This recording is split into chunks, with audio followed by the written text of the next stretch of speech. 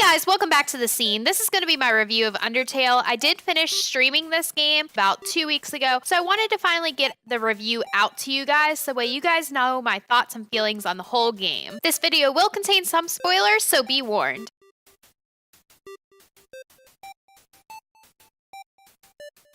The first point about this game that I want to talk about is the combat style. Instead of battling it out against anyone that you're fighting, you kind of more so dodge their attacks and keep an eye on your health so you don't end up dying. And depending on whether you do the pacifist run or the genocide run or the neutral run, that determines whether you fight them to their death or you let them live and they just kind of like take pity on you, or you just kind of like charm them out of attacking you. I find the combat style very, very interesting, but I'm really bad at the combat style, so I ended up having to do a lot of the battles over and over and over again before I would actually complete them. If you do decide to kill bosses, be prepared for all of the feels. Even for characters that they didn't really develop through the story, like Undyne. She's talked about in the game, like you see her, but like you don't really have an emotional connection to her. If you end up killing her, they make you feel bad because her main goal in life is to kind of support Asgore and be the best guard that she can be. But the fact that a human, like a pesky little human, could kill her is just devastating. There were some boss fights like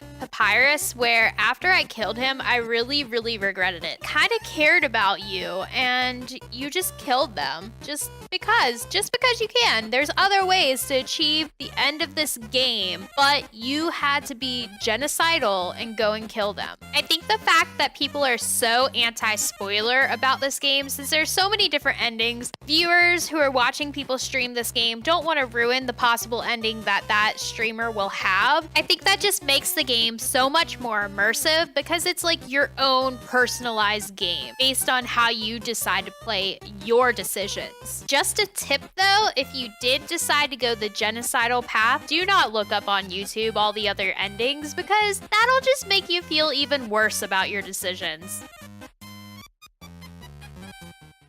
The next part about the game that I want to talk about is the puzzles and the dialogue that you have with the other characters. The puzzles in this game are pretty easy and simplistic, and Papyrus really loves puzzles, so anytime that you run into the Skeleton Brothers, you can bet that you're going to end up having to complete a puzzle before proceeding farther into the game. The puzzles will usually involve you having to activate switches to be able to complete a pathway or, you know, get rid of some spikes so you're not having to walk across spikes to get to the next area. As far as the dialogue goes, sometimes the dialogue can make the character seem a little bit psychotic, especially whenever it comes to talking to the shopkeepers. Just their facial expressions while you're going through the dialogue with them make them seem really weird. Also, you will not be able to sell any of your items, or as far as I could tell, you couldn't sell any of your items to any of the shopkeepers. So if you don't want to use the items, make sure you drop them or deposit them into the chests that you find along the way.